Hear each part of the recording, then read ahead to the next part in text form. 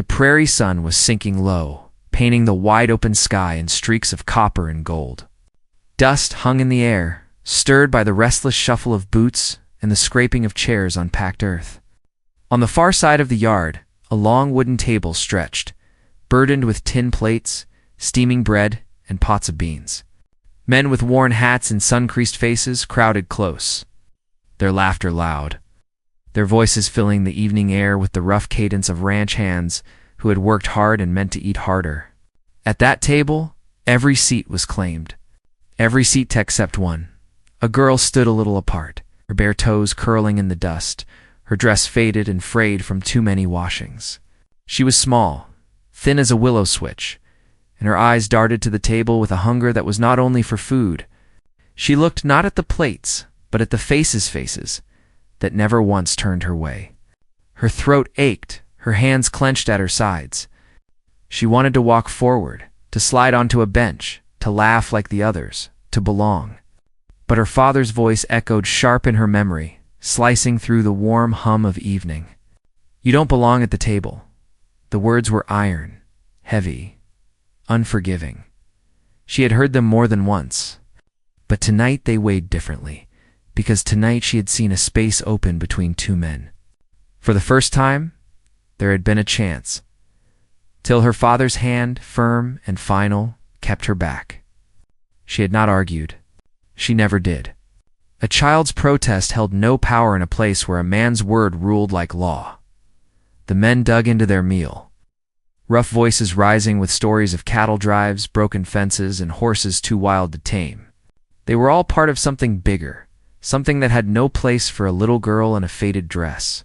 She pressed her lips together, trying to swallow the sting of rejection, but her eyes burned hot. She could not force herself to leave, though. She stood her ground as if rooted by something stronger than hunger. That was when he noticed her, at the far end of the yard. A man rose slowly from where he had been working a rope. He was not part of the laughter at the table, nor had he been since the meal began. He had stayed apart, his broad shoulders bent to his own tasks, the look on his face neither eager nor bitter, just watchful. He was a rancher by trade, but not one of the loud men at the table. His silence set him apart, just as the girl's silence did her. He came closer, his boots dragging up little swirls of dust. His shadow stretched long across the ground until it covered the child where she stood. She stiffened, but did not move away. Her heart beat faster, unsure of what his approach meant. He didn't say much, at least not at first. His hand went to the back of a chair, one of the many left unused in the yard. And with a quiet, almost deliberate motion, he pulled it forward. The scrape of the chair's legs was louder than all the clatter of spoons and forks at the table. For the girl, it seemed the whole yard had hushed. She lifted her eyes to his, certain if this was another cruel reminder that she did not belong or something different entirely. He didn't smile. His gaze was steady, softer than most. Without a word, he turned the chair slightly toward her as though to say, "Here, this place is yours." She froze. A storm of feelings rose inside her, tangled between hope and fear. If she sat, what would the others say? What would her father do? She could already imagine his stern face, his voice rough as gravel. "I told you, girl, you don't belong at the table." And yet the empty chair was right there, waiting an unspoken invitation that stirred a longing too deep to push aside. The rancher still held the chair. His large hand, calloused from years of rope and rain, rested on the back of it as though anchoring the choice. The girl's bare feet shifted against the dust, inching forward, then pulling back.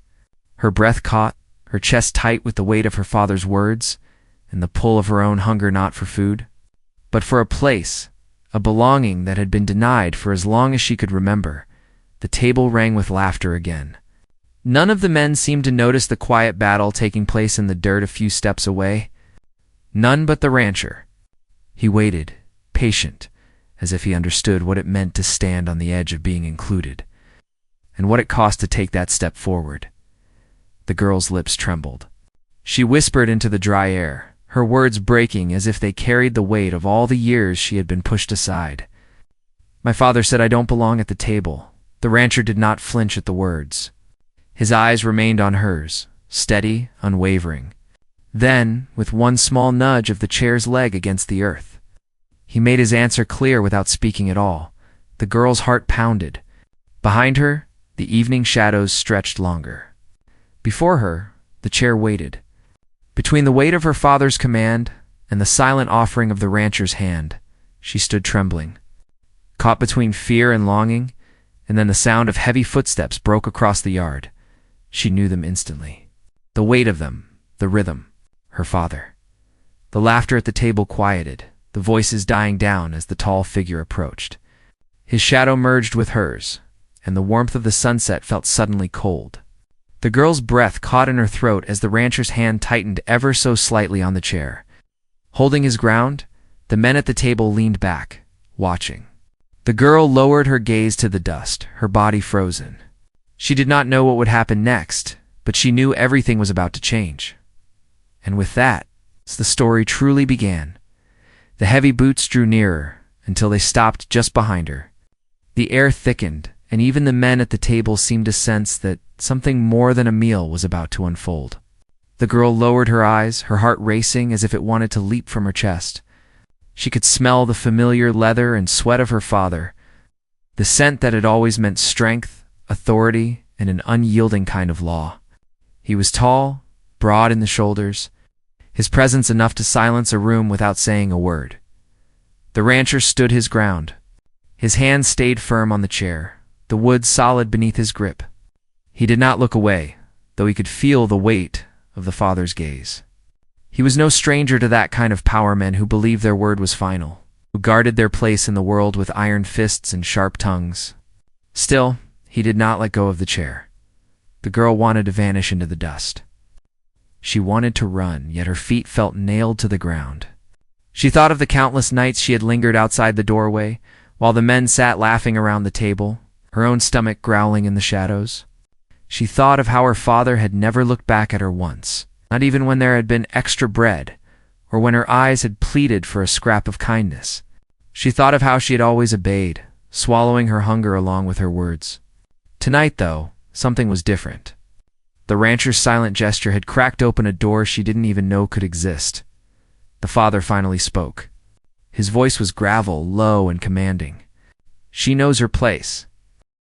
The rancher's jaw tightened, but he still did not speak. The girl dared to glance at him, hoping for some sign, some answer. He was calm, but the quiet in his eyes was not weakness. It was something steadier, deeper, a kind of strength that did not need to shout. The men at the table shifted uneasily. They were used to hard work and harder tempers, but this moment was not about cattle or fences. It was about power, belonging, and a child standing on the edge of something she had been denied her whole life. One man cleared his throat as if to break the silence, but no words followed. The clatter of spoons and cups had stopped, and all that filled the yard was the sound of the wind brushing through the dry grass. The girl's father stepped closer, his shadow swallowing hers. She braced for the familiar dismissal, the sharp order to move along. Her hands curled into fists at her sides, the memory of her father's words ringing again in her head. "You don't belong at the table." But the rancher didn't move. His hand pressed the chair a little closer, toward her, the gesture simple yet defiant. It was as though he had taken the weight of her longing and set it down in front of her, daring anyone to push it away. The father's eyes narrowed. His silence was louder than thunder. For a moment, it seemed as if he might take the chair himself, toss it aside, and crush what little hope lingered between them. Instead, he turned slow and deliberate and walked toward the table. The boards of the bench groaned as he sat down. He reached for his tin plate, scooped a spoonful of beans, and chewed as if nothing had happened. Yet something had happened. The girl stood trembling, her chest rising and falling with shallow breaths. She could not look at her father, not with his broad back turned to her. She could only look at the chair. The rancher gave the faintest nod, one she might have missed if she hadn't been watching him so closely, but she didn't sit. Not yet.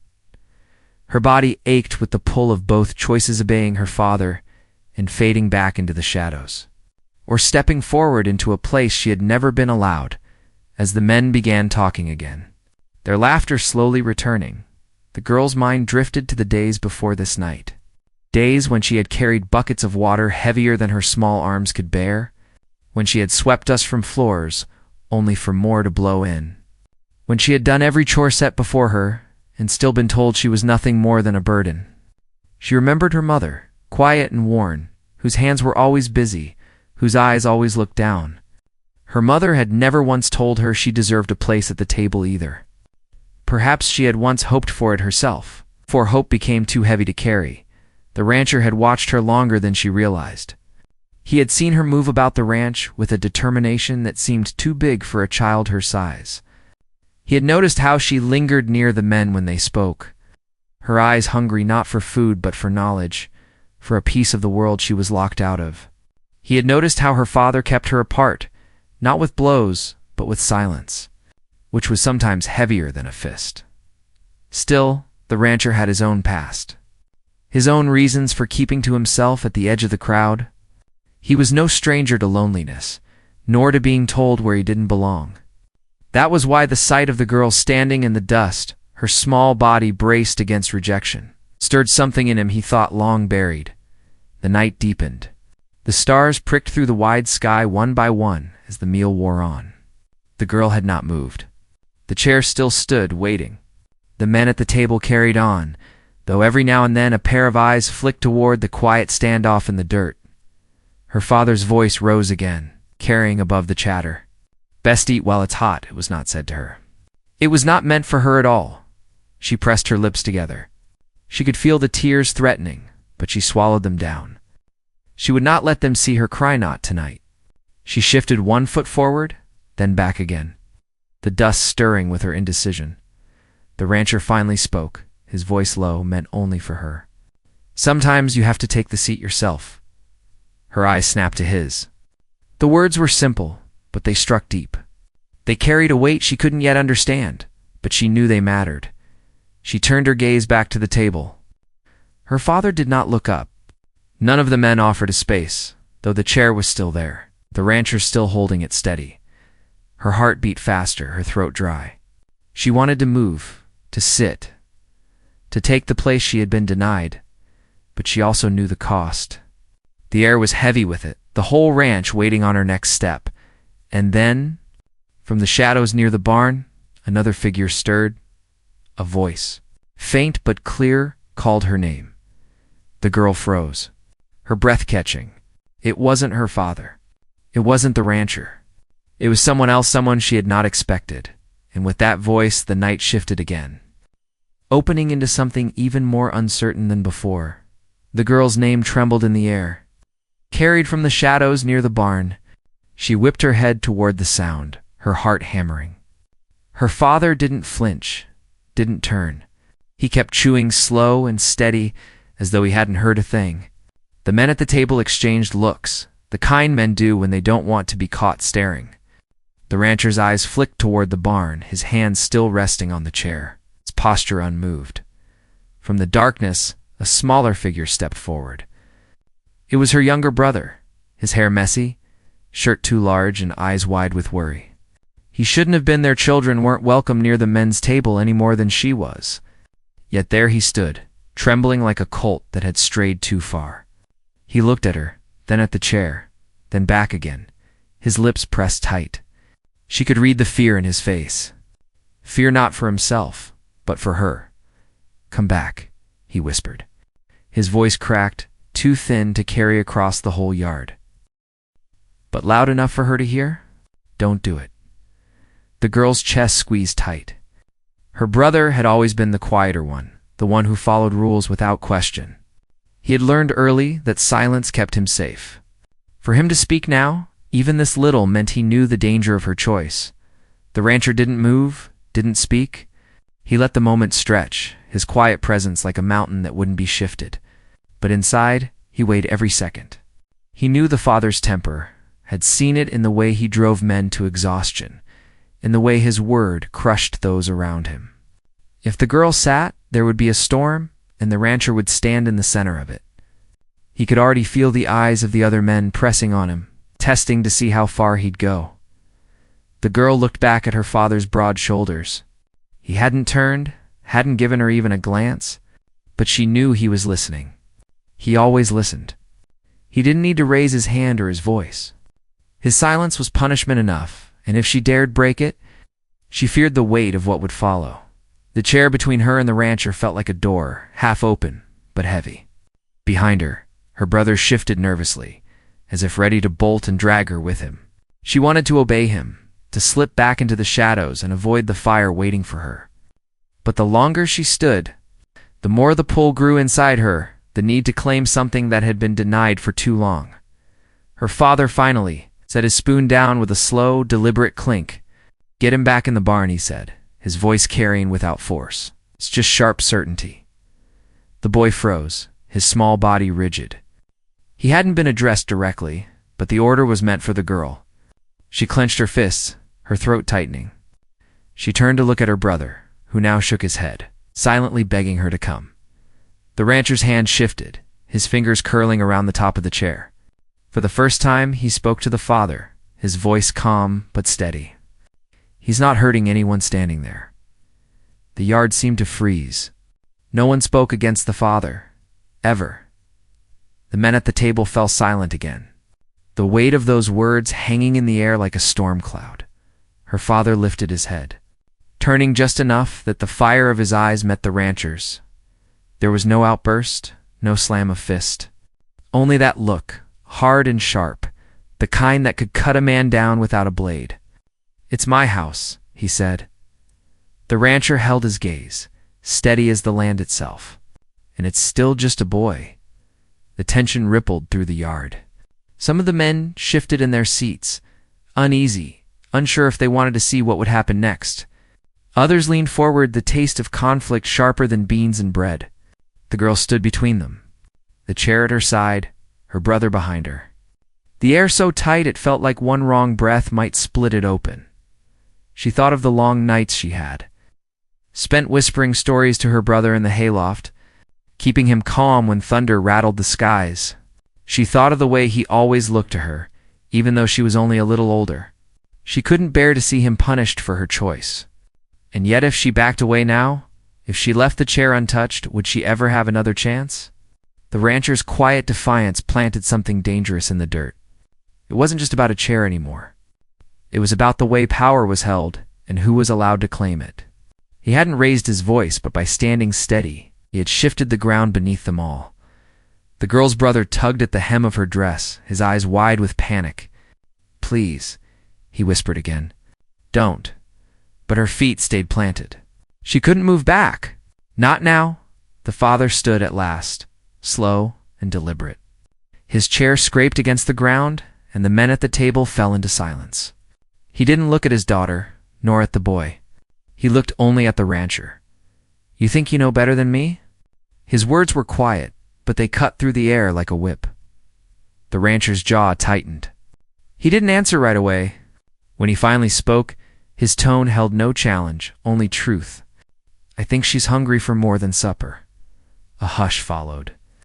The girl's heart pounded so hard it hurt. Her brother's grip on her dress tightened, as if trying to anchor her to safety. The rancher's words hung there, simple and dangerous. Speaking out loud what no one else dared to, her father's face darkened. His silence returned, heavier than before. Then he turned back to the table, sat down, and began to eat again, as though nothing had happened. But the air did not relax. Every man knew the storm had only been delayed. The girl's knees trembled, but she didn't move. The chair still stood beside her. The rancher kept his hand on it, his gaze steady on the child. Her brother clung tighter, torn between fear and loyalty. The stars above grew brighter as night deepened, the prairie wide and endless around them. Yet in that small yard, the world had narrowed to a single chair, a single choice, and the weight of a silence that promised everything would change before long. But before the girl could decide, the sound of hooves echoed faintly across the fields. Heads turned. The dogs by the fence lifted their ears, then barked. A rider was approaching, the shape of horse and man silhouetted against the last strip of dying light. The girl froze again. The rancher straightened. Even her father looked up this time. Whoever was coming carried the night with them. And the girl sensed that the stranger would bring answers or questions that no one at the table was ready for. And as the hoofbeats drew closer, the chair still waited in the dust. Unclaimed, the hoofbeats grew louder, steady, and unhurried, carrying a weight that made the men at the table pause mid-bite. The dogs barked again, circling near the fence, their hackles raised as if they sensed more than just another rider passing through. Dust rose on the horizon where the figure appeared, horse and rider melting into one dark shape against the fading strip of daylight. No one spoke. Even the girl's father stopped chewing, his spoon hovering above his plate. The girl's small hand gripped the side of her dress until the fabric twisted. Her brother clung tighter to her, wide-eyed, his earlier fear replaced with something new, curiosity sharpened by dread. The rancher didn't move his hand from the chair. His stance was solid, though his eyes were locked on the approaching figure. He knew enough about the land to tell when a rider carried more than dust behind him. The men at the table exchanged uneasy looks.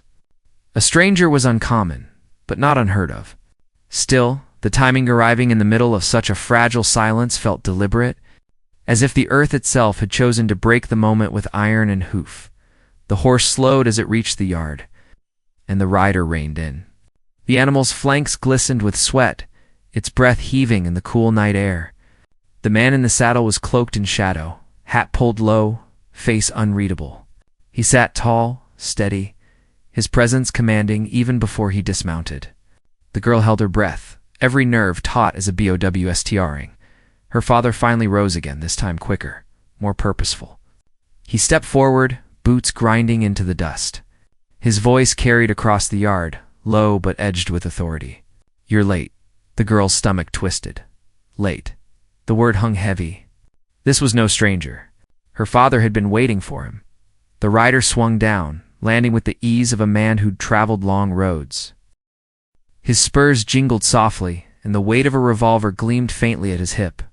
He pushed his hat back, just enough for the lamplight from the porch to graze his face. He was rugged, lined with years of hard riding and harder choices. But his eyes burned sharp and restless, taking in every detail of the yard, the men at the table, the children in the dust. The rancher still gripping the chair. "The road was longer than you said," the rider answered. His voice was gravel, shaped by distance. "But I'm here now." The father nodded once, curt. He didn't bother with introductions. He turned back toward the table, gesturing, "Eat, you've earned it." The rider's gaze lingered not on the food but on the girl. His brow furrowed, and something flickered in his expression: surprise. Maybe recognition, though it passed too quickly to be certain. The girl shrank back, clutching her brother's hand. She felt the weight of that look, like he had seen her before, or at least seen her story in others like her. The rancher's eyes narrowed. He didn't miss the way the father treated the rider, not like a guest, but like an ally, someone expected, someone tied to a larger plan.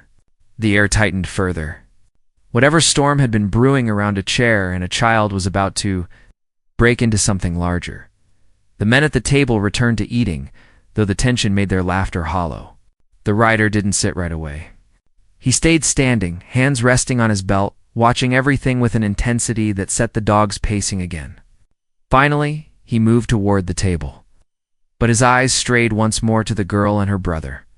The rancher shifted slightly, his hand tightening on the chair as though anchoring himself against the pull of what was coming. He had no name for the rider, but instinct told him this was no man to ignore. The girl's father sat once more, slow and deliberate, reclaiming his seat at the head of the table. He looked at his daughter at last, his gaze hard and final. "Get inside!" Her heart jolted. It was the command she had expected all evening, the one that banished her from sight, from sound, from belonging. But she couldn't move. Her body refused to obey. The chair was still there, the rancher's silent offer unbroken. The rider's eyes marking her as though she mattered in a way she didn't understand. "I said inside." His voice sharpened. Cutting through the air, her brother tugged harder at her arm, desperate now. "Come on," he whispered, pleading. "Please." But the rancher spoke again, and this time his words were louder, reaching every man at the table. She has a place here. The words dropped heavy, undeniable. The air seemed to crack. Knives paused above plates, spoons hovered. No one dared breathe too loudly. The father's hand slammed down on the table, rattling the dishes. His face darkened, rage burning beneath his skin. "You forget yourself," he growled, his voice dangerous, trembling with controlled fury. "This is my land. My rules." The rancher's stare never wavered. "A child doesn't need permission to belong." Gasps rippled through the men. The girl's knees weakened, fear and awe colliding in her chest. Never before had anyone stood against her father so openly. Not the ranch hands, not her mother, not even she herself. The rancher's defiance lit something inside her, something fragile but fierce. The rider finally sat, slowly, deliberately, his chair creaking under the weight. He leaned forward, elbows on the table, voice calm but edged. "Seems to me there's more at stake here than supper." All eyes turned to him. His words were soft, but they cut deeper than the father's fury. He looked at the girl again, then at the rancher, then finally at the man at the head of the table. "You called me here for business? But now I see there's another matter to settle first." The father's jaw clenched, his hand curling into a fist. "Stay out of it." But the rider didn't back down. His gaze stayed steady, his tone almost measured. "Hard to stay out of what's plain in front of me. A man can't claim to lead if he can't keep his own house in order." The ranch hands shifted uneasily, torn between loyalty and the raw truth of the words. The girl's brother buried his face against her arm, terrified. The girl herself felt frozen in the center of a storm, every voice clashing above her like thunder. The rancher's grip tightened on the chair. He pushed it forward another inch, the sound of its legs grinding against the dirt loud enough to echo in the silence. His voice was steady, final. "She sits here tonight." The father rose to his feet in one swift motion, the table groaning under his weight. His face was stone, his eyes blazing. The yard pulsed with the weight of his fury, every man holding their breath, every second dragging closer to an inevitable breaking point. The girl's heart pounded so hard she thought it might split her chest. Her brother whimpered against her side. The rider leaned back slowly, hand brushing the edge of his revolver, not in threat but in readiness. The men at the table glanced between the father and the rancher, knowing a line had been drawn and blood might follow. The chair still waited. The girl's body trembled, her breath shallow, her choice hanging heavy in the air. Every eye was on her now, waiting, daring her to move. And then, just as the father opened his mouth to speak, a crack of thunder split the sky. Rolling across the land with the promise of a storm, the dogs barked furiously, the horses in the corral reared against the fence, and the night itself seemed to hold its breath. The girl clutched her brother's hand tighter, staring at the chair, at the rancher's steady gaze, at her father's burning fury. The moment had stretched to its breaking point, and everyone knew whatever came next would change everything. The thunder rolled across the sky again, louder this time, and the dogs whined at the fence as if the storm itself had teeth. The father stood rigid at the head of the table, his eyes blazing like hot coals. The rancher's hand still pressed firm against the chair. The girl trembled, her brother clinging to her side, both of them caught in the center of a storm that wasn't just in the sky. And the rider, still watching, still silent, sat with his hand near his revolver, the flicker of his eyes moving between father, rancher, and child as though he knew something none of them wanted spoken aloud. The father broke the silence first. His voice was low, but it carried. "You think one chair changes what I built here?" His words shook with restrained fury, but behind them was something else's fear of losing control. "Everything under this roof is mine. Every man here owes me their keep. Every drop of sweat, every scrap of bread. And you," his eyes cut to the girl, "you don't question where I put you." The girl's throat burned. She wanted to shrink away, to disappear like she always had. But the rancher's gaze steadied her. His silent strength wrapped around her like a shield. She looked at the chair again. It wasn't just wood. It was a place, a promise. The rancher finally spoke. His voice was calm, quiet, yet sharp enough to slice through the night. A man doesn't lose anything by letting his child sit at his table, but he loses more than he knows by denying her. The father's fists clenched, his chest rising with fury. But before he could answer, the rider's voice cut in, rough and measured. I've seen men fight over less than this. Seen families torn clean apart because one man thought the table was his throne. He leaned forward, his eyes narrowing. But I'll tell you what I see. I see a girl who's stronger than you think. I see a boy who follows her because she's all he trusts. And I see a rancher willing to stand when every other man here sits quiet. The men at the table shifted uneasily, but not one of them spoke. The father glared at the rider, but something in that look faltered, if only for a moment. The rider's words had stripped the moment bare. The girl's heart pounded. Her breath came in shallow bursts. She thought of the years of silence, of working till her hands ached only to be turned away when the plates filled. She thought of her brother's wide eyes, the way he depended on her more than anyone else. She thought of the rancher's steady hand on the chair, the only person who had dared to see her. And she thought of her father, who had built a table large enough for every man in the yard, yet not large enough for his own daughter. The storm rumbled closer, wind stirring dust into the air. The chair scraped once more as the rancher pushed it forward, final and sure. He looked at her, his eyes saying what words could not. It's yours if you take it. Her legs trembled, but she stepped. One small step, then another. Her brother clung to her arm, whispering frantic pleas, but she did not stop. She reached the chair, her small hand brushing the worn wood. The men at the table watched, silent, their spoons and knives frozen mid-air. Her father's face was stone unmoving. And then, with a breath that shook her whole body, she sat. The scrape of the chair on the ground was louder than thunder, louder than the storm. For a moment, no one moved. The air seemed to split open. The girl's heart raced, fear and triumph crashing together. She sat, her back straight, her hands trembling in her lap. But she sat. The rancher released the chair, his hand falling back to his side. His face didn't show victory, only quiet resolve. The rider leaned back slowly, his lips curving into the faintest smile, the kind that meant he had seen something worth remembering. The father's face darkened like the storm overhead. His hands pressed flat against the table, veins rising on his skin. For a heartbeat, the girl thought he would overturn the whole spread, shatter plates, and drag her away. But he didn't move. He only stared at her, his jaw clenched, his fury silent but consuming. The men at the table shifted, uncertain, caught between loyalty to the father and the undeniable courage of the child in the chair. None of them laughed now. None of them spoke. They only watched, waiting for the ground to break beneath them. The storm broke instead.